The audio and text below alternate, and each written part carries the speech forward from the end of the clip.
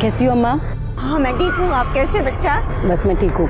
ये देखो आपके लिए गरम गरम पूरी लाई है, अभी खा लो, आप नाश्ता कर लो, ठीक है? हाँ ठीक है बच्चा, तू मेरा कितना ध्यान रखती है बेटा। अच्छा मुझे कोई काम से जाना है तो मैं आती हूँ, फिर आपसे आके मिलती हूँ। खा लेना ये नाश्ता। बेटा संभल के जाना।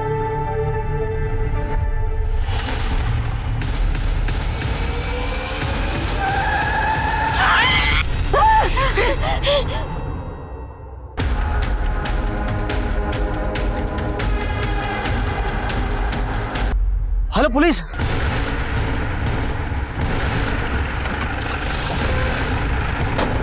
पीछे हो जाइए, पीछे हो जाइए।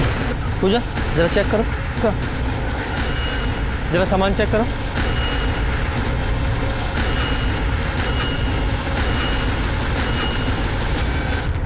फोन किसने किया था? मैंने किया सर। मेरा नाम सत्यदेव राठी है, ये पास वाली बिल्डिंग में रहता हूँ। रोज की तरह मैं काम पे जा रहा था तो मैंने देखा बूढ़ी माँ खून से लथपथ है, इसलिए आपको फ़ोन कर दिया। पहचानते हो ना? हाँ, लाल चौक पे रहने वाले हर कोई इन्हें बूढ़ी माँ बुलाते हैं। कोई खाना देता है तो बदले में दुआ देती है। साहब मैंने भी कई बार उन्हें खाना दिया। सर, इसके हाथ पर ये नाम है जानकी, शायद इन्हीं का नाम हो। हाँ हो सकता है। तो सामान में भी कुछ नहीं मिला, आईडी प्रूफ वगैरह कुछ भी नहीं। देखो इन जानकी के बारे में कुछ और पता चलता है तो। पूजा बॉडी को पोस्टमार्टम के लिए भेजा। सर, और शर्मा जरा आसपास चेक करो, कोई सीसीटीवी कैमरा है क्या? सर सर जानकी की पोस्टमार्टम रिपोर्ट, उसकी मौत 3 जुलाई की सुबह 7 और 9 बजे के बीच हुई है। मौत का कारण एक्सेसिव ब्लीडिंग है और सर मल्टीपल फ्रैक्चर्स भी हैं। कोई सीसीटीवी? सर वो बाईपास रोड था, वहाँ पे कोई सीसीटीवी कैमरा नहीं मिला। सर जानकी पिछले 6 साल से वही रह रही, लेकिन आसपास के लोगों को उसके बारे में कुछ भी नहीं पता। सब लोग उसे बूढ़ी माँ कहते थे और किसी से उसका कोई बैर नहीं था। सर तो फिर ये रैश ड्राइविंग या ड्रिंक एंड ड्राइव का केस हो सकता है। आजकल लोग सुबह भी पीते हैं। हाँ वो तो है, लेकिन सवाल यह है कि उस समय गाड़ी कौन चला रहा था और वो गाड़ी थी किसकी? हमारा फर्ज बनता है कि जानकी को इंसाफ दिलाए। सर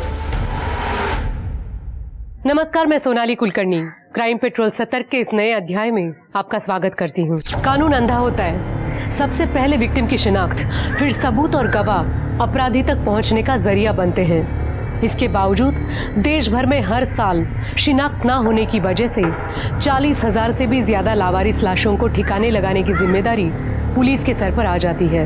लेकिन सवाल ये है कि क्या वे सब मरने वाले गुमनामी होते हैं? क्या सचमुच उनमें से किसी के घर पर उसका इंतजार करने वाला कोई नहीं होता? वो क्यों मरा, उसे किसने मारा? ऐसे मामलों में पुलिस को अक्सर मरने वाले के बारे में कुछ खास पता ही नहीं चल पाता। एक्सीडेंट में एक गुमनाम बुजुर्ग महिला की मौत का यह अनयूजुअल केस भी शुरुआत में ऐसा ही लग रहा था, लेकिन जब इसकी कड़ियां खुलनी शुरू हुई तो एक घिनौना अपराध उजागर हो गया। एक ऐसा अपराध जिससे हर बाप अपनी बेटी को बचा कर रखना चाहेगा।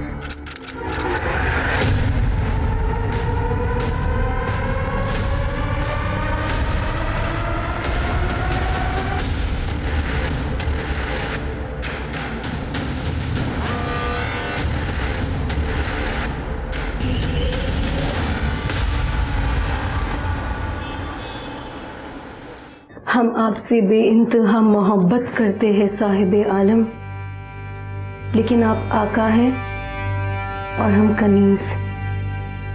हमारी इन आंखों से हमारे ख्वाब मत छीनिए शहजादे, हम मर जाएंगे। हो गई नौटंकी? कितनी बार कहा है कि ये सब छोड़ के घर का कामकाज करना सीखो। मेरी अम्मा कहती है कि जब रोटी गोल होगी तभी औरत की जिंदगी सफल होगी। यहाँ तो नाटक से ही छुट्टी नहीं है, पता नहीं क्या नौटंकी करती रहती है। कपड़े रखो। अरे माँ, जमाना बदल गया है। अच्छा आजकल सिर्फ लड़कियां चूल्हा चौका नहीं कर रही है, देश भी संभाल रही है। तुम तो बेटा ना बस घर संभाल लो, उतना ही बहुत है मेरे लिए। अरे घर क्यों संभालेगी भाई, यार इसी गुड़िया है हमारी, सितारा बन के चमकेगी। आओ इधर। और सितारा अगर चूल्हा चौके के सामने बैठेगा तो काला नहीं पड़ जाएगा? तुम्हारी माँ की तरह। उड़ा लो, खूब मजाक उड़ा लो मेरा। बढ़िया है। जागीरी जल्दी चलो, देर हो जाएगी हमें। हाँ मैं देर से आऊंगी। कुछ करिए, कहाँ जा रही है?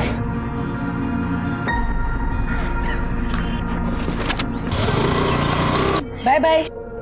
संभल कर जाना। लड़की को ज्यादा छूट दोगे ना तो लोग गाली देंगे। अरे कौन गाली देगा भाई? अब लड़की हमारा नाम रोशन करेगी तब देखना वही लोग ताली भी बजाएंगे।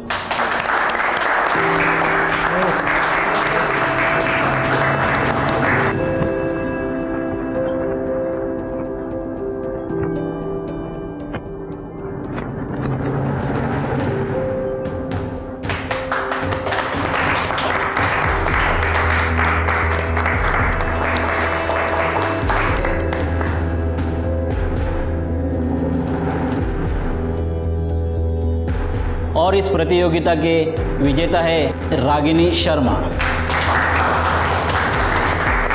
और मैं रागिनी जी से अनुरोध करूंगा वो मंच पर आकर अपना पुरस्कार ग्रहण करें।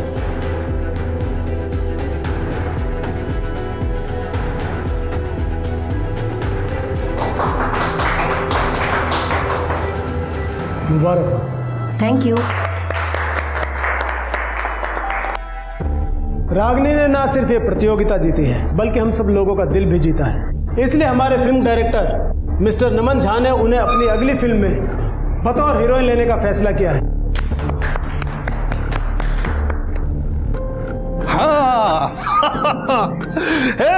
हमारी बिटिया हीरोइन बन गई भाई।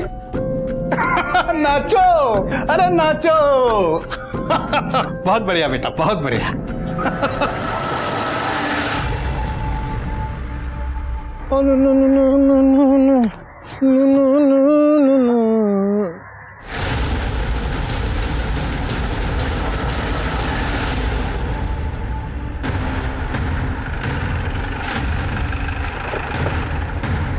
आइए साहब। पूजा जरा चेक करो। सर। जरा आसपास चेक करो तुम लोग। इस लड़की की बॉडी का कैसे पता चला?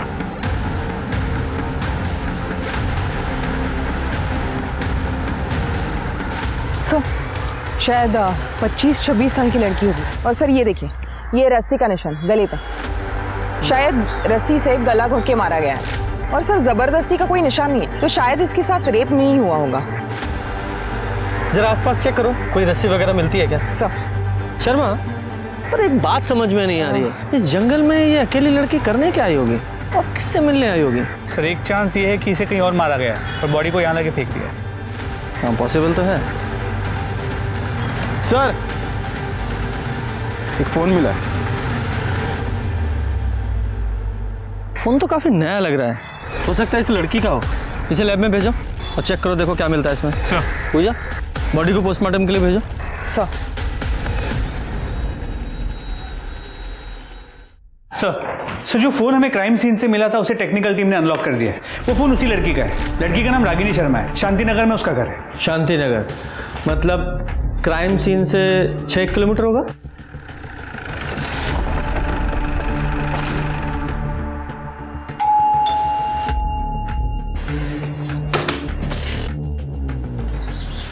खुला? कोई है? चलो घर चेक करो।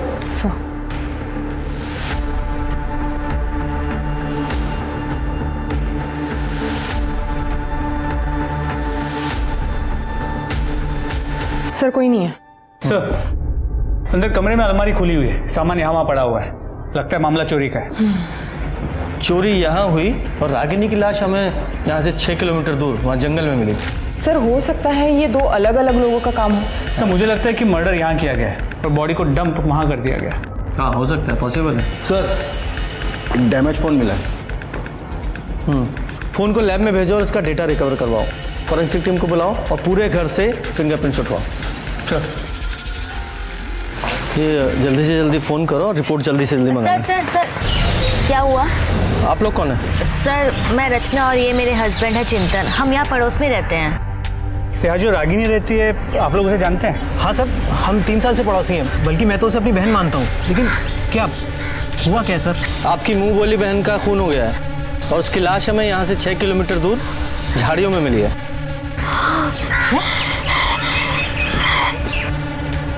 अच्छा एक बात बताइए, आप रागिनी से आखिरी बार कब मिले थे?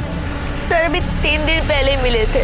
बिना किसी सहारे के तुम अपने पैरों पर खड़ी हो रागिनी, ये हमारे लिए गर्व की बात है। हमें खुशी होगी अगर तुम हमारी पार्टी में महिला विभाग की कार्यकर्ता के रूप में शामिल हो जाओगी। जरूर सरस्वती जी। ये हमारी कार्यकर्ता है सुषमा जी और लता जी, और ये हमारा बेटा लोकेश, और ये हमारी होने वाली बहू अंजलि। हेलो। हाय। और लोकेश की होने वाली पत्नी अंजलि। इनका स्वागत करो। जी मम्मी जी।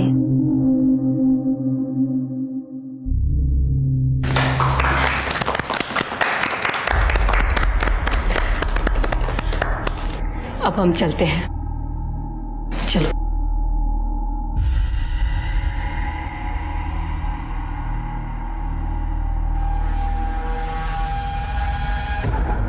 ये सब? ये सरस्वती जी हैं। रागिनी को अपने जन जीवन पार्टी में आने का मौका दे रही हैं। अरे वाह, मुबारक हो। ओ हेलो, कहाँ खोई हुई हो बहना? अरे कुछ नहीं, वो मैंने आपको बताया था ना, वो आदमी जिसके पास मेरे 2 लाख रुपए अटके हुए हैं, वो मुझे परेशान कर रहा है, मेरे पैसे ही नहीं दे रहे। रागिनी को किस बात के पैसे लेने थे? सर रागिनी फिल्म इंडस्ट्री में काम करती थी। हाँ। शायद शूटिंग के पैसे होंगे। हाँ, जिस आदमी से पैसे लेने थे उसका नाम पता है? हाँ, बबलू। बबलू। अच्छा, रागिनी के साथ इस घर में और कौन रहता है? कोई नहीं सर, रागिनी अकेली रहती थी। उसकी फैमिली नहीं है? नहीं सर, है। उसके मम्मी पापा हैं, गाजियाबाद में ही रहते हैं, लेकिन दूसरे घर में। मतलब एक ही शहर में अलग अलग रहते थे? उनकी आपस में कुछ प्रॉब्लम थी क्या? सर हमें नहीं पता सर। ओके ठीक है, उनका एड्रेस पता है? हाँ। पूजा, एड्रेस ले लो। सर। और शर्मा, इस बबलू का पता लगाओ। सर। नमस्कार इंस्पेक्टर साहब। सर आप यहाँ? हमें रागिनी की मौत का बहुत दुख है। वो हमारी पार्टी की कार्यकर्ता थी। आप उसके कातिलों को जल्द से जल्द ढूंढिए। अगर इस काम में हमारी किसी भी तरह की मदद की जरूरत हो तो हमें बताइए। जी सर, श्योर। नमस्कार सर। सुनो ना, सर जा रहे हम, अभी बात कर ले क्या? अभी नहीं दोस्तों, बाद में। अभी मौका है हमारे पास, अभी बात कर सकते हैं हम। इतना गर्म माहौल हो रखा है, बाद में आराम से करते हैं ना। रुको।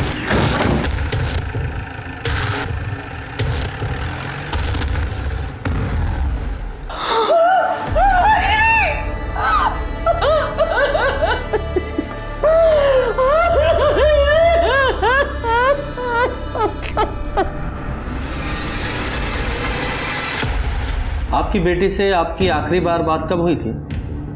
2 साल हो गए सर। 2 साल? इतना लंबा टाइम क्यों?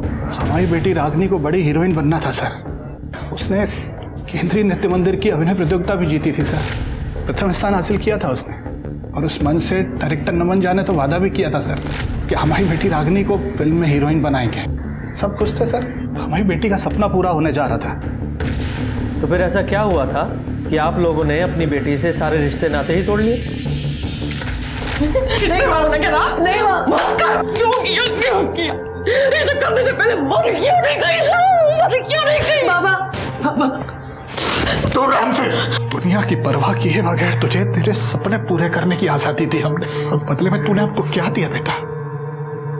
वो ठाकुर हमको बोल रहा था कि कैलाश तुम तो बड़ा आदमी बन गए हो, तुम्हारी बेटी एक रात का 10,000 रुपया लेती है। मन करता है तुमको जान से मार दे। बाबा आपने मेरे खातिर इस घर को गिरवी रख दिया था। मैं नहीं चाहती थी कि मेरी वजह से आप लोग के सर से ये छत चली जाए। मुझे जो ठीक लगा मैंने किया बाबा। छत चली जाती बेटा तो कोई बात नहीं थी, जी लेते हम बिना छत के, लेकिन बिना इज्जत के कैसे जिएंगे हम? कर दिया पिंडदान तेरा हमने, हमारे लिए मर चुकी है ये। निकल जा इस घर से, निकल जा इस घर से। आपकी बेटी ने समाज में आपकी नाक कटा दी तो आपने उसकी जान ही ले ली। क्या कह रहे हैं सर आप? उसके सपनों में हम भी उसके साथ थे। हम अपनी इकलौती बेटी को कैसे मारेंगे? हमने ऐसा कुछ नहीं किया था सर। ये अलग बात है कि जब से हमने उसे घर से निकाला था उसके बाद हमने उसकी शक्ल नहीं देखी। ठीक है, शक्ल नहीं देखी। अब ये बताइए कि 8 तारीख को आप कहाँ थे? 8 तारीख को हम घर पे ही थे सर। बाहर ज्यादा आना जाना नहीं होता है, तबीयत खराब रहती है आजकल। साहब, आपसे एक विनती है, आप मेरे बेटे के कातिलों को पकड़ना जरूर। जी, हमारी बेटी को इंसाफ दिलाइए सर। सर, रागिनी के कॉल रिकॉर्ड्स, इसके मुताबिक उसकी सबसे ज्यादा बातें 2 लोगों से होती थी। एक उसके नेबर रचना और दूसरा बबलू दुबे। ये वही बबलू दुबे तो नहीं है जिसके बारे में चिंतन ने बताया था? सर, लगता तो ऐसे ही है। करता क्या है ये? लड़कियों की दलाली करता है। मतलब ये बात कंफर्म है कि रागिनी प्रोस्टिट्यूशन के बिजनेस में थी? जी सर, अब तक की इन्वेस्टिगेशन में तो यही बात सामने आई है। इस बबलू का बैकग्राउंड चेक किया सर, इसका क्रिमिनल रिकॉर्ड है, रेप केस में अंदर जा चुका है। ये रागिनी ने इसे 2 लाख रुपए भी दे रखे थे और इसका क्रिमिनल रिकॉर्ड भी है। इसकी सर्च कहाँ तक पहुँची? सर, उसका फ़ोन अभी बंद है। उसके मोबाइल की लास्ट लोकेशन मेरठ की है। शर्मा, मेरठ गाजियाबाद, किसी भी बिल में छुपाओ, ढूंढो उसे। सर, रागिनी की पोस्टमार्टम रिपोर्ट। इस रिपोर्ट के हिसाब से रागिनी की मौत 8 अक्टूबर को शाम 5 से 7 बजे के बीच हुई। पहले उसे एक बेहोश किया गया और फिर रस्सी से गला घोंट के मारा गया। और जब रागिनी की मौत हुई तब वो 3 महीने प्रेग्नेंट थी। क्या? हाँ सर। सर, रागिनी प्रोस्टिट्यूशन में थी। ये बच्चा शायद उसके किसी कस्टमर का हो। नहीं पूजा, मुझे तो ऐसा नहीं लगता, क्योंकि जो भी औरतें इस प्रोस्टिट्यूशन के बिजनेस में होती हैं, बहुत सतर्क होती हैं, सेफ्टी का ध्यान रखती हैं। ऐसा हो सकता है कि रागिनी का कोई बॉयफ्रेंड हो, वो उससे प्रेग्नेंट हुई हो, और फिर रागिनी ने शादी के लिए उस बॉयफ्रेंड पर दबाव डाला, उसने इनकार किया और मार डाला। सर, हो सकता है उसका कोई रेगुलर कस्टमर हो, ये बच्चा उसी का हो और ये रागिनी उस कस्टमर को ब्लैकमेल कर रही हो, इसलिए उसने रागिनी को मार दिया होगा। अब ये पॉसिबिलिटीज तो बहुत सारी हैं। रागिनी से जुड़े जितने भी लोग हैं सबकी डिटेल्स निकालो, और ये चिंतन और रचना, उससे भी पूछताछ करनी है। हो सकता है सर, रागिनी का बॉयफ्रेंड उससे अक्सर मिलने आया करता था। लंबा चौड़ा लड़का था, करीब 6 फीट का, बाइक से आता था। बाइक का नंबर याद है? ये सर, नंबर तो नहीं याद, लेकिन सर वो हेलमेट पहन के आता था और बिना हेलमेट उतारे अंदर चला जाता था। उसके हेलमेट में ना कुछ स्टिकर सा बना हुआ था, बैलगाड़ी का। बैलगाड़ी? जी, मैंने उससे एक बार पूछा भी था।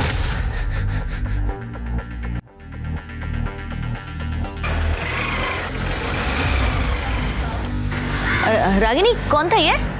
भाभी, वो मेरा बॉयफ्रेंड है। क्या नाम है इसका? नाम में क्या रखा है आपको मिलवा ही दूंगी, ना शादी के दिन मिल लेना। ये रागिनी ने लड़के का नाम क्या बताया था? सर, उसने नाम तो कभी बताया नहीं। ठीक है, पूजा, अगर कब पूछेंगे? अभी नहीं, बाद में करते ना। अरे, कुछ कहना चाहती हो? मैंने उस दिन भी नोटिस किया तुम कुछ कहने की कोशिश कर रही थी। घबराओ मत, जो कुछ भी है साफ साफ बताओ, किसी से भी घबराने की जरूरत नहीं है। बताओ, आराम से बैठ के बताओ। बोलो, क्या कहना चाहते? सर, मैं 10 साल की थी जब मैं अपने माँ बाप से अलग हो गई। मेरे पापा रोज दारू पीते थे और रात को घर आके मुझे और माँ को मारते थे। मेरी माँ मुझसे बहुत प्यार करती थी। उस दिन दिवाली का दिन था और पापा फिर से दारू पी के आए थे।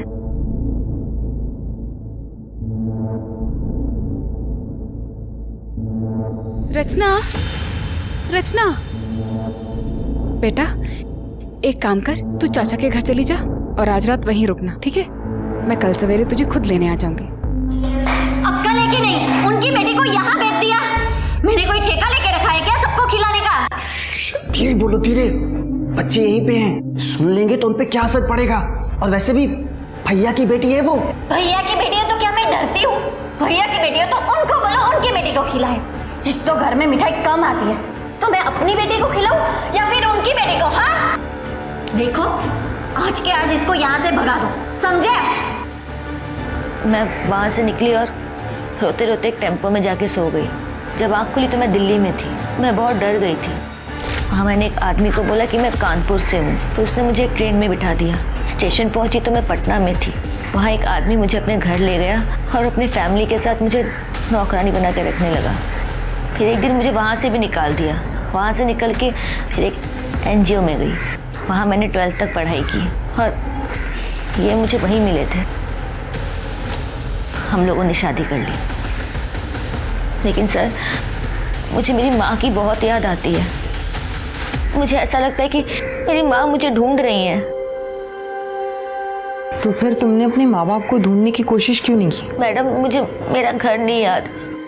मुझे बस इतना याद है कि हम कानपुर में रहते थे और हमारा घर स्टेशन के पास था और मेरे बाबा रिक्शा चलाया करते थे। सर, आप मेरी माँ को ढूंढेंगे ना सर? Please sir.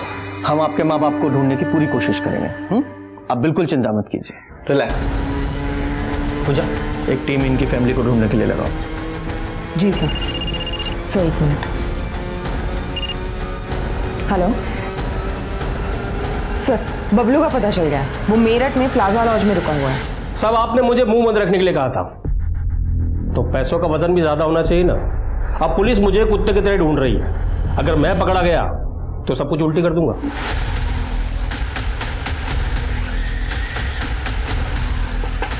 कौन है?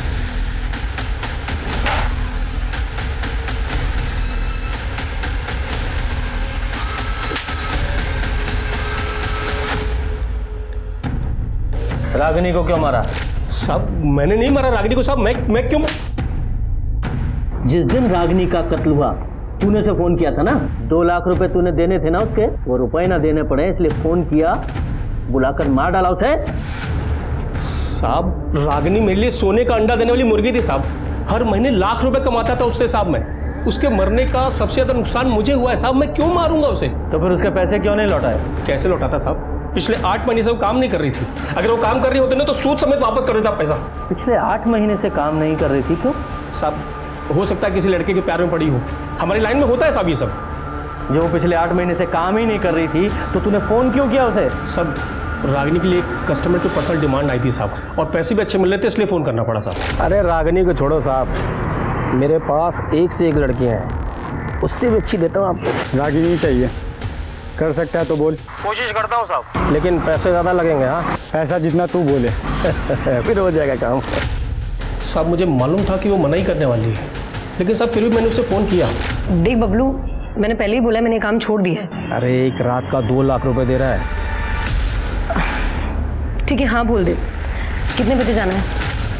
सब 5 बजे रागिनी पिकअप पॉइंट पे मिलने वाली थी। वहाँ से वो कस्टमर के साथ आगे जाने वाली थी साहब। रागिनी ने हाँ बोला और मैंने उनकी बुकिंग होटल डीसेंट में करवा दी थी साहब। कस्टमर कौन था?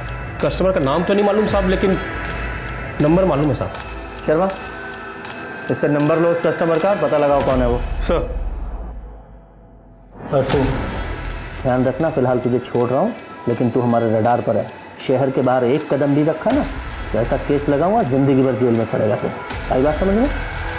ठीक है। शर्मा, इस बबलू ने अभी हमें पूरी जानकारी नहीं दी है, जरा उस पर नज़र रखो, क्योंकि इसकी एक्टिविटी हमें कातिल तक पहुंचा सकती है। सर। और एक बात, इस बबलू से ना एक रागिनी के जितने भी कस्टमर थे सबकी एक लिस्ट ले लो और सबसे बात करके देखो। और वो डिलाइट होटल जहाँ ये रागिनी अपने कस्टमर के साथ जाती थी वहाँ से CCTV फुटेज मंगाओ और चेक करो कि कौन कौन से ऐसे रेगुलर कस्टमर थे जो उसके साथ वहाँ जाते थे। चेक करता हूँ। हाँ ना, जरूर। शर्मा, जब भी इस रोड से गुजरता हूँ मुझे वो बुढ़िया माँ थी ना जानकी, उसका वो दर्दनाक हादसा याद आता है। हमें उस केस को कोल्ड केस बना के नहीं रखना है। तुमने बताया था ना उस केस का एक चश्मदीद गवाह, वो लड़का जो फील बेचता था, वो तब से गायब है। पता लगाओ कहाँ है वो? सर, खबरियों ने बताया कि उसे MG रोड पे देखा गया है। MG रोड पे? जरा ढूंढो उसे। सर, जो नंबर बबलू ने बताया था वो इसका है। नाम क्या है तुम्हारा? बाकेलाल चौधरी। 8 तारीख को मेरा मोबाइल चोरी हुआ था सर, और मैंने कंप्लेंट भी लिखाई थी। ठीक है, तुम जाओ। सर, मैंने होटल डीसेंट में पूछताछ की। 8 तारीख को रागिनी की बुकिंग तो थी, लेकिन वो वहां पहुंची ही नहीं। CCTV footage. सर, ये आदमी देखिए, ये आदमी हर 2 दिन में रागिनी के साथ देखा गया। सर, बबलू ने बताया था कि ये कस्टमर हर दूसरे दिन रागिनी के लिए कॉल करता है। सर, रागिनी ने काम तो बंद कर दिया था, फिर भी ये कॉल करता था। नाम क्या है इसका?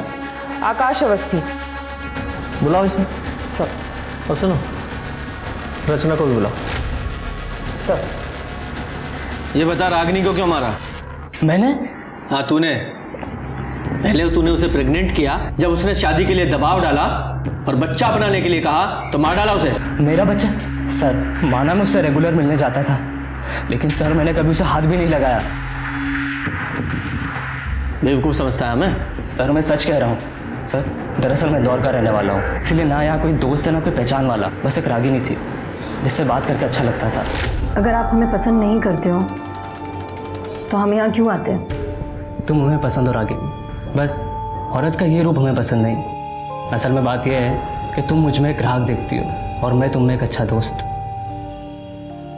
एक आप हो और एक कुछ नहीं, जाने दो।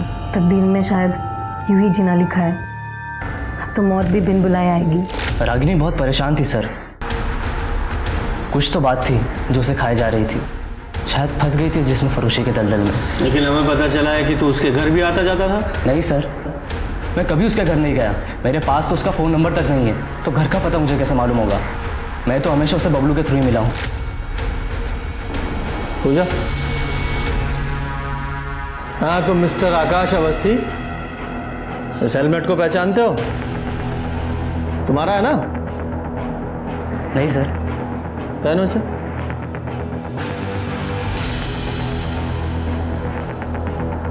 रचना, घूम जाओ।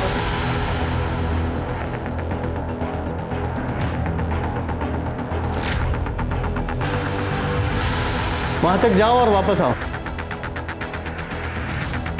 वापस आओ।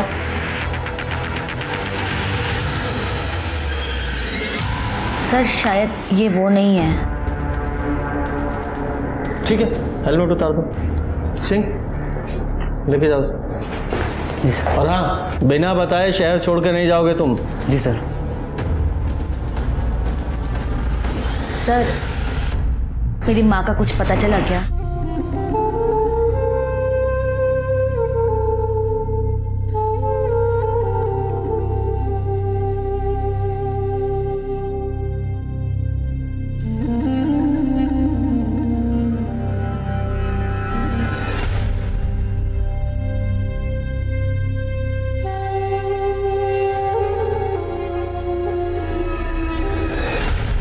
सर ये तो वो बूढ़ी माँ है ना जो लाल चौक पे बैठती थी। तुम जानती हो ना?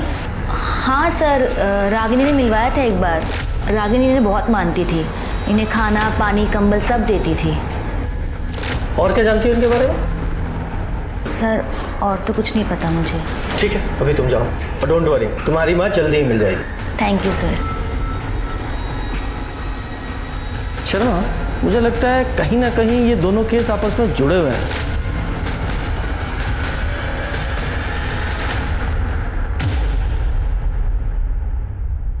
हर मुमकिन कोशिश के बावजूद असली कातिल पुलिस के हाथ नहीं आ रहा था। 3 महीने पहले जिस जानकी की रोड एक्सीडेंट में मौत हुई थी, रागिनी उस बूढ़ी माँ की हर तरह से सेवा करती आई थी। तो क्या जानकी के साथ हुए हादसे की कोई कड़ी रागिनी मर्डर से भी जुड़ी हुई थी? रागिनी के मर्डर के 2 हफ्ते बाद भी हत्यारा पुलिस की गिरफ्त से कोसों दूर था। फिर एक दिन पुलिस के हाथ एक ऐसा पुख्ता सबूत लग गया जो कि इस केस में एक नया मोड़ ले आया। सर, रागिनी के घर से जो फोन मिला था उसका डेटा रिकवर हो गया, ये देखिए।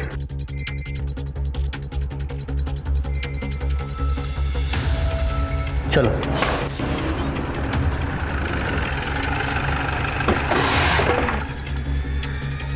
ये देखिए सर।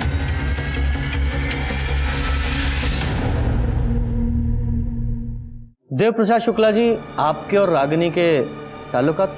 ओपोजिशन की अच्छी चाल है मुझे बदनाम करने की। ये फोटो झूठी है। सर हमने सारे फोटोज की जांच कराई है, किसी भी फोटोज के साथ कोई भी छेड़छाड़ नहीं की गई है। मैंने कहा ना झूठी, फोटोशॉप की है। सर एक काम करते हैं, आपका डीएनए टेस्ट करा लेते हैं, सब क्लियर हो जाएगा। मुझे डीएनए टेस्ट नहीं कराना। निकलो यहाँ से।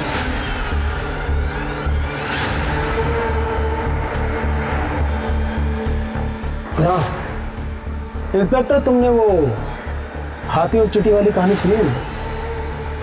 चींटी अपने दायरे में ही रहे तो अच्छी है।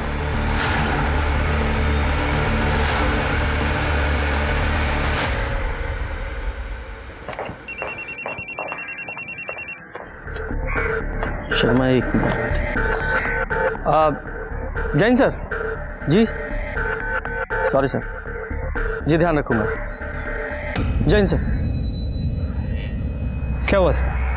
कुछ नहीं। इस देव प्रसाद शुक्ला के खिलाफ हम सिर्फ इन फोटोग्राफ्स के आधार पर कार्रवाई नहीं कर सकते। हमें इसके गिरबान तक पहुंचने के लिए कुछ और पुख्ता सबूत चाहिए। शर्मा, तुम्हें याद है रागिनी के फादर ने हमें बताया था कि रागिनी को एक डायरेक्टर ने फिल्म ऑफर की थी। क्या नाम था उस डायरेक्टर का? नमन झा। नमन झा, बात करो उससे और पता करो कि क्या हुआ था उस कार्यक्रम में, क्योंकि उस कार्यक्रम में ये देव प्रसाद शुक्ला और उसकी पत्नी दोनों शामिल थे। और हो ना हो, मुझे लगता है कि इस सारे चक्रव्यूह की शुरुआत उसी प्रतियोगिता से हुई है। सर, उस प्रोड्यूसर नमन झा से बात हुई। वो इस वक्त लंदन में अपनी फिल्म की शूटिंग कर रहा है। उसने कहा कि देव प्रसाद शुक्ला के कहने पे उसने रागिनी को फिल्म तो ऑफर की थी, लेकिन ना वो कभी रागिनी को मिला है, ना उसके बारे में कुछ जानता है। सर एक और बात, ये रागिनी जिस घर में रहती थी वो उसी के नाम पर रजिस्टर्ड है। 40 लाख की प्रॉपर्टी कैश दे के खरीदी। 40 लाख रुपए कैश दे के खरीदा? मुझे नहीं लगता कि रागिनी के पास इतना पैसा होगा। हो ना हो ये देव प्रसाद शुक्ला, इसका इस मर्डर में जरूर हाथ है। ये देव प्रसाद शुक्ला और उसके आदमी पर नजर रखो और साथ ही साथ बबलू पे। एक मिनट सर। हेलो, ठीक है, मैं पहुंचती हूँ। सर कानपुर में रचना की माँ जिस मोहल्ले में रहती थी उसका पता चल गया। वेरी गुड, काम करो, तुम वहां के लिए निकलो। सर। और शर्मा, तुम ये बबलू पे नजर रखो। सर। पुलिस हर मुमकिन कोशिश कर रही थी, लेकिन एक तरफ रचना की मां को ढूंढना आसान नहीं था, तो दूसरी तरफ रागिनी मर्डर केस में भी पुलिस कई अनसुलझे सवालों से जूझ रही थी। रागिनी के घर आने वाला उसका बॉयफ्रेंड आखिर कौन था? देव प्रसाद शुक्ला के साथ रागिनी के क्या संबंध थे? और सबसे बड़ा सवाल, रागिनी जिस्म फरोशी के उस जाल में आखिर कैसे फंसी? ये लो, ये पिटीशन है, साइन करा देना। सर, हमने सभी सस्पेक्ट्स पे नजर रखी थी। सर ये कुछ फुटेजेस देखिए। सर ये आजाद नगर के पार्किंग लॉट की फुटेज है। यहाँ पर बबलू, ये देखिए, इससे पैसे ले रहा है और पैसे लेके चला गया। पर सर यही आदमी रागिनी के मर्डर से एक दिन पहले उसके घर के आसपास मंडराता हुआ नजर आ रहा है। ये तो देव प्रसाद का बॉडीगार्ड है। क्या नाम है इसका? सर ओम प्रकाश। लेके आओ इसे।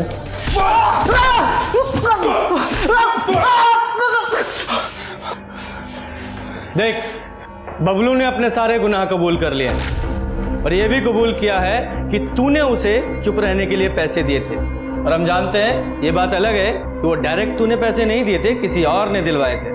और रागिनी के मर्डर से पहले तू उसके घर के आसपास मंडरा रहा था। सीसीटीवी फुटेज है हमारे पास जिसमें तू साफ नजर आ रहा है, और तेरे फोन की लोकेशन और तेरे कॉल रिकॉर्ड्स भी है हमारे पास कि तूने कब कब रागिनी को कॉल किया था। सब दर्ज है हमारे पास। बोल। साहब, ये बात सच है कि मैं उसके घर के पास गया, लेकिन साहब आज तक मैंने उसको फोन नहीं किया कभी। मैं जानता हूं कि तूने कभी रागिनी को कॉल नहीं किया, और मैं ये भी जानता हूं कि तेरे फोन से रागिनी को कौन फोन करता था। मैं सिर्फ तेरे मुंह से उसका नाम सुनना चाहता हूं। देख, सरकारी गवाह बन जा या फिर सारी जिंदगी जेल में सड़ना, चॉइस तेरी है।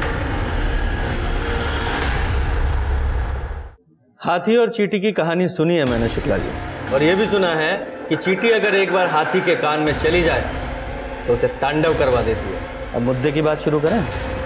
मैंने ही रागिनी को फिल्म दिलाने के लिए नमन से बात की थी। सर, उन्होंने मुझे अपनी फिल्म में हीरोइन बनाने का वादा किया था। उनका एक आदमी सुरेश एक हफ्ते पहले मुझे गाजियाबाद में मिला। अरे मैडम, अगर फसल उगानी है तो बीज तो बोना ही पड़ेगा। 4 लाख रुपए खर्च होंगे, कॉस्ट्यूम का, ऑडिशन का, पोर्टफोलियो का, शोरील का। मैडम बहुत पैसा खर्च होता है, काम निकालिए, चाय पानी सब करना पड़ता है। अब जब 4 लाख रुपए इकट्ठे हो जाए ना, मुझे फोन कर देना। पर इतना श्योर है कि काम दिलाने की गारंटी मेरी है। मेरे बाबा ने 4 लाख रुपए ब्याज पे लिए थे और वो सारे रुपए मैंने सुरेश को दे दिए। अब 4 दिन से वो मेरा फोन नहीं उठा रहा है। मुझे समझ में नहीं आ रहा है अब मैं क्या करूं, क्या बोलूं बाबा को।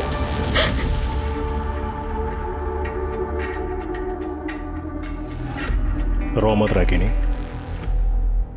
मैं तुम्हारे पैसे दिलवाऊंगा, मैं तुम्हें हीरोइन बनाऊंगा। मैं हूं ना, परेशान मत हो।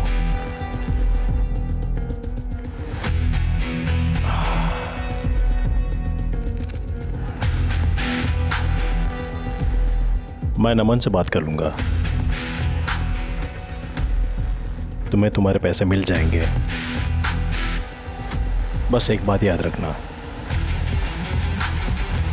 मैं तुम्हारे लिए कुछ भी कर सकता हूँ। और ये सुरेश कौन है? पता नहीं, शायद सुरेश ने ही नमन के नाम से रागिनी को बेवकूफ़ बनाया। मैंने उसे ढूंढने की बहुत कोशिश की लेकिन वो मिला नहीं। फिर मुझे पता चला कि रागिनी प्रोस्टिट्यूशन के बिजनेस में आ गई। एक दिन मैंने उसे कॉल करके कहा कि मैं तुम्हें घर लेकर देता हूँ, तुम्हारा खर्चा उठाता हूँ, तुम्हें धंधा छोड़ दो और मेरे साथ रहो। तो मानो पिछले 6 महीने से मेरे उससे कोई ताल्लुकात नहीं है। मैंने उससे सारे रिश्ते तोड़ दिए थे। तो ऐसा क्यों किया आपने? मन भर गया। अब जब पिछले 6 महीने से मेरे उससे कोई ताल्लुकात ही नहीं है तो ये बात जाहिर है कि वो कम से कम मुझसे तो प्रेग्नेंट नहीं थी। शुक्ला जी, ये तो डीएनए टेस्ट के बाद ही पता चलेगा कि क्या सच है और क्या झूठ। मैं डीएनए टेस्ट कराने के लिए तैयार हूँ इंस्पेक्टर, लेकिन मेरी आपसे एक रिक्वेस्ट है कि ये बात बाहर ना आए। इलेक्शन सर पर है। ठीक है, उसकी चिंता मत कीजिए। Thank you. इतना तय था कि देव प्रसाद शुक्ला का रागिनी की मौत से जरूर कोई गहरा संबंध था। वो अब इस केस में एक प्राइम सस्पेक्ट बनकर उभरा था। साथ ही पुलिस को यह भी शक था कि जानकी एक्सीडेंट केस और रागिनी मर्डर केस कहीं न कहीं एक दूसरे से जुड़े हो सकते हैं। इसी दिशा में जांच आगे बढ़ाने पर गवाह राजू के रूप में पुलिस के हाथ एक बड़ी सफलता भी लग गई। आज तो सारे फूल भीगे ही नहीं। सर ये राजू। हाँ साहब। राजू बेटा, तुम पहले ये फूल लाल चौक पे बेचा करते थे ना? हाँ साहब, वहाँ कमाई कम होती थी और यहाँ कमाई अच्छी होती है। अच्छा, जब तुम लाल चौक पे फूल बेचा करते थे तो एक कार ने एक बुढ़िया माँ जानकी उनको टक्कर मार दी थी जिससे उनकी मौत हो गई थी। तुम वहीं थे? हाँ साहब, मैं वही था। रागिनी दीदी बूढ़ी माँ को खाना देकर जैसी निकली, पीछे से एक कार आई और बूढ़ी माँ को उड़ाकर चली गई। सर ये हो सकता है कि वो गाड़ी रागिनी का पीछा कर रही है और गलती से जानकी को टक्कर मारी। हाँ, पॉसिबल तो है। अच्छा राजू बेटा, एक बात बताओ, जब तुम लाल चौक पे थे, उस बुढ़िया को उस गाड़ी ने टक्कर मारी तो तुमने देखा कि कार कौन चला रहा था? नहीं साहब। उस गाड़ी का कलर, उसकी नंबर प्लेट वगैरह कुछ याद है? नंबर वंबर तो याद नहीं है, लेकिन हाँ, गाड़ी पर बैलगाड़ी छपी हुई थी।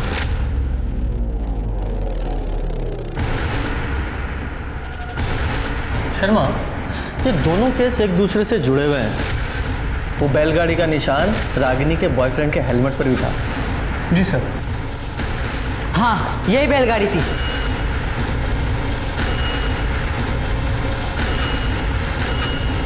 यही बैलगाड़ी थी ऐसी? हाँ साहब, यही बैलगाड़ी छपी थी उस गाड़ी पर। बैठो, चाय फिर। सीसीटीवी खंगालो, सारा नाकाबंदी करो, कुछ भी करो। I want that car any how. Sir DNA report पढ़ो। सर रिपोर्ट के हिसाब से देव प्रसाद का डीएनए रागिनी के बच्चे के डीएनए से मैच करता है, लेकिन सिर्फ 25%। मतलब वो देव प्रसाद नहीं है, उसका भाई या बेटा है। लेकिन सर देव प्रसाद का कोई भाई नहीं है। मैं सच कह रहा हूँ, मैंने कुछ भी नहीं किया। देख लोकेश कुमार, पुलिस की मार तू सह नहीं पाएगा, इसलिए जो भी है पूरा सच बता, वरना बाद में तेरे हलक में हाथ डाल के निकलवाऊंगा मैं। और तेरे खिलाफ बहुत सारे सबूत हैं हमारे पास। तेरी कार जिससे तूने जानकी को उड़ाया था वो बरामद हो चुकी है। रागिनी के पेट में पल रहे बच्चे का डीएनए टेस्ट कराया हमने, जो तेरे डीएनए से मैच होता है, मतलब तू उसका बाप है। तो ये हेलमेट देख रहा है, तेरे घर से बरामद किया हमने। तेरा हेलमेट है ये, जिसे पहनकर तू रागिनी से मिलने जाता था। अब झूठ मत बोलना, क्योंकि गवाह है मेरे पास। और ये बैलगाड़ी का स्टिकर तेरे बाप की पॉलिटिकल पार्टी का पुराना चुनाव चिन्ह है। ये बात भी हमें पता है, जो तेरी गाड़ी और हेलमेट दोनों पर है। बताता हूँ सर, सब बताता हूँ। रागिनी मेरे घर आया करती थी पापा से मिलने, तभी मैंने उसे पहली बार देखा। हमारे बीच बातचीत चालू हो गई। वो मुझे अच्छी लगती थी सर। रागिनी पापा के जाल में फंस चुकी थी, ये बात मैं जानता था, इसलिए मैं उससे छुप छुप के मिलने लगा। और एक दिन लाल चौक पर रागिनी का पीछा करते करते मैंने गलती से एक बुजुर्ग महिला के ऊपर गाड़ी चढ़ा दी। बाद में जब मुझे पता चला कि रागिनी और पापा के बीच सारे रिश्ते ख़त्म हो चुके हैं, तो हम फिर मिलने लग गए, बातें करने लग गए। हमारे बीच की दूरियां धीरे धीरे कम हो गई, हम और नज़दीक आ गए। लेकिन एक दिन अंजलि ने मुझे और रागिनी को एक साथ देख लिया। उसे हमारे रिश्ते के बारे में पता चल गया। फिर मैंने अंजलि को वादा किया कि मैं रागिनी को अब फिर कभी नहीं मिलूंगा। ये अंजलि कौन है? सर उससे मेरी शादी तय हुई थी और उसके बाद मैंने रागिनी से बात करना बंद कर दिया। फिर एक दिन रागिनी ने बताया कि वो प्रेग्नेंट है। मैं बच्चा नहीं गिराऊंगी। शादी कर रहा है ना तू? मैं भी देखती हूँ उस अंजलि के साथ तू कैसे शादी करता है। शादी तो मैं करूंगा और तू कुछ कर नहीं पाएगी। निकल मेरे घर से। Get lost. रागिनी, अगर ये बात यहाँ से बाहर निकली ना तो तेरे लिए अच्छा नहीं होगा। निकल। और जब रागिनी ने अबॉर्शन कराने से इनकार कर दिया और तुझे एक्सपोज करने की धमकी दी तो मार डाला उसे? नहीं सर, हाँ मैं गुस्से में था लेकिन मैंने उसको मारा नहीं है सर। सर ये देखिए,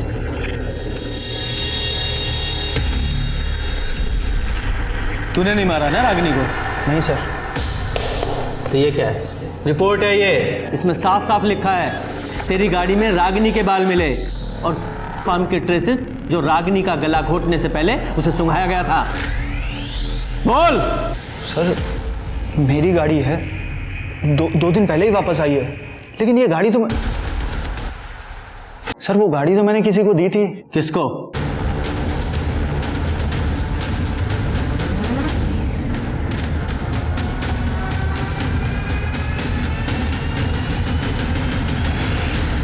तो मैडम अंजलि, तो शुरू से बताओ, बोलो बोलो। सर लोकेश और रागिनी को रंगे हाथों पकड़ लिया था। लोकेश ने मुझे प्रॉमिस किया था वो उससे कभी नहीं मिलेगा, लेकिन फिर भी वो उससे मिलने गया। मैंने उसका पीछा किया, वो रागिनी के घर के अंदर चला गया, मैं वहीं खड़ी थी। कुछ देर बाद वो वापस आया।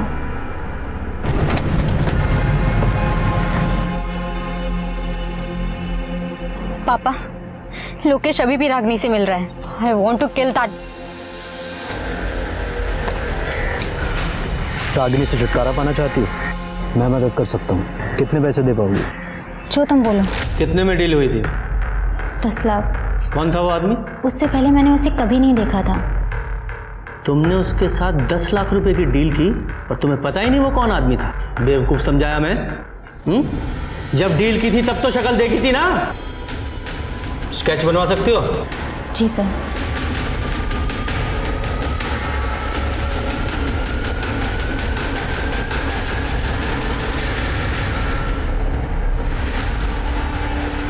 ये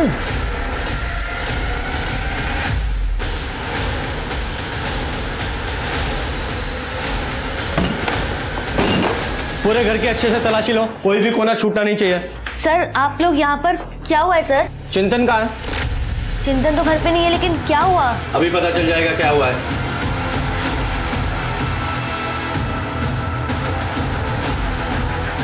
सर ये कैश मिला है।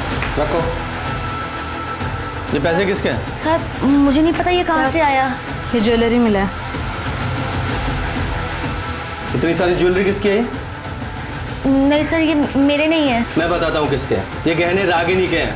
और ये पैसे देख रही हो? ये पैसे रागिनी को मारने की कीमत। तुम्हारे पति चिंतन ने रागिनी को मारने की सुपारी ली थी। सर आप ये क्या बात कर रहे हैं? कहीं तुम भी तो इसमें शामिल नहीं हो? सर मुझे इसके बारे में कुछ नहीं पता, मैं सच कह रही हूँ। पकड़ो से।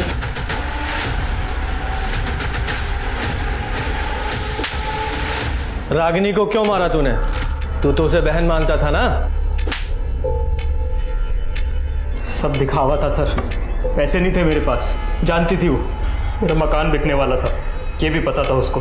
किस्त चुकाने के पैसे नहीं थे मेरे पास, और जिससे उधार लिया था वो घर तक आ गया था उस दिन। सलीम भाई, मैं आपके पैसे पक्के से लौटा दूंगा, मुझे बस थोड़ी और मोहलत दे दो, बस 1 महीना। और अगर 1 महीने बाद भी पैसे नहीं आए तो ये घर तो बिकेगा ही, इसके साथ साथ तू भी दुनिया से उठ जाएगा। भैया ये कौन था? इन्होंने उनसे पैसे लिए थे बिजनेस के लिए। बिजनेस तो डूब गया, अब अगर पैसे नहीं लौटा पाए तो जान से मारने की धमकी दे रहे हैं। रागिनी, तेरे पास कुछ पैसे हो तो मैं लौटा दूंगा। भैया सच में मेरे पास कुछ भी नहीं है। एक से आने वाले थे लेकिन वो भी अटके पड़े। झूठ बोल रही थी वो। मिस्टर शुक्ला साहब के बहुत एहसान थे उस पर। लोकेश का भी उसके घर पे आना जाना था। पैसे तो थे उसके पास। उस दिन जब लोकेश उसके घर पे आया तो मैंने खिड़की से उन दोनों की बातें सुन ली। रागिनी के घर से बाहर निकला और अपनी गाड़ी में बैठकर जैसे ही निकला, मुझे अंजलि की आवाज़ सुनाई दी। वो फ़ोन पर रागिनी को मारने की बात कर रही थी। मुझे पैसा कमाने का जरिया नज़र आया और मैंने जाके अंजलि से बात की। कितने पैसे दे पाओगे? जो तुम बोलो। 10 लाख। उसके बाद सर मैंने एक आदमी का फ़ोन चोरी किया और उसी फ़ोन से बबलू को फ़ोन लगाया और रागिनी को बुक करने के लिए बोला। रागिनी मेरी बताई जगह पर ठीक टाइम पे पहुंच गई और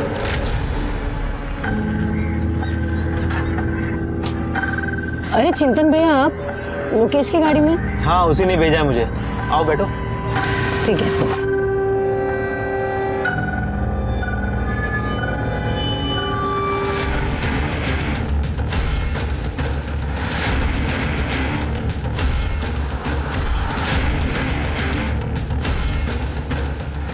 मेरा लालच बढ़ गया था सर। रागिनी को मारने के बाद मैंने उसके पर्स से उसके घर की चाबी निकाली और उसके घर जाकर अलमारी से सारे गहने और पैसे चुरा लिए। तूने सिर्फ रागिनी का ही कत्ल नहीं किया, बल्कि भाई बहन के रिश्ते का भी कत्ल कर डाला। चिंतन को रागिनी के खून के इल्जाम में उम्र कैद की सजा सुनाई गई। वहीं रागिनी की हत्या में भागीदार अंजलि को भी गिरफ्तार कर सलाखों के पीछे भेज दिया गया। साथ ही लड़कियों को जबरदस्ती जिस्म फरोशी के दलदल में उतारने वाले देव प्रसाद शुक्ला और बबलू को भी सख्त सजा हुई। जानकी एक्सीडेंट केस में दोषी पाए जाने के बाद लोकेश को भी कड़ी सजा सुनाई गई। सर फाइनली केस तो खत्म हुआ? नहीं शर्मा, अभी केस खत्म नहीं हुआ है। एक बड़ा काम करना भी बाकी है।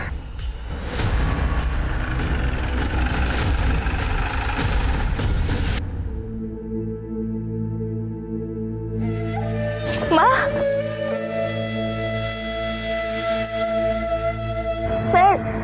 रचना, रचना मेरी बच्ची, तो कहाँ चली गई थी रचना? माँ को छोड़ के कहाँ चली गई थी? लड़कियों को भी महत्वाकांक्षा और सपनों के पंख लगाकर उड़ान भरने का उतना ही हक है जितना कि लड़कों का। लेकिन समाज में लड़कियों को अब भी उपयोग और उपभोग की वस्तु समझने वालों की कमी नहीं। ऐसे लोग बड़े शातिर तरीकों से मासूम लड़कियों को लुभाने की कोशिश करते रहते हैं। रागिनी के साथ शुक्ला और बबलू ने यही किया। लेकिन रागिनी की मौत के 3 महीने बाद पुलिस ने न सिर्फ बुजुर्ग महिला की मौत का कोल्ड केस सुलझा लिया, बल्कि इस मामले में दोषी चिंतन की पत्नी रचना को 20 साल पहले बिछड़ी उसकी मां से मिलाकर मानवता की मिसाल कायम की, जिसके लिए हमारी टीम उन्हें दिल से सलाम करती है। अपनों की बजाय गैरों पर जरूरत से ज्यादा भरोसा कितना खतरनाक साबित हो सकता है, वो रागिनी के केस को देखकर समझा जा सकता है। उसने माँ बाप को छोड़कर जिस चिंतन पर भरोसा किया, उसी ने उसे शर्मसार कर दिया। अपने परिवार में उम्र और अनुभव में बड़े और तजुर्बेकार लोगों की अहमियत को समझें और उनसे सलाह लेने में जरा भी न हिचकिचाएं। अब मैं सोनाली कुलकर्णी आपसे विदा लेती हूँ। फिर मिलेंगे क्राइम पेट्रोल सतर्क जस्टिस रिलोडेड के एक नए केस के साथ। तब तक अपना और अपने परिवार का ख्याल रखें, मास्क पहने, सोशल डिस्टेंसिंग बनाए रखें, सैनिटाइजर का इस्तेमाल करें। देखते रहें क्राइम पेट्रोल सतर्क। जय हिंद।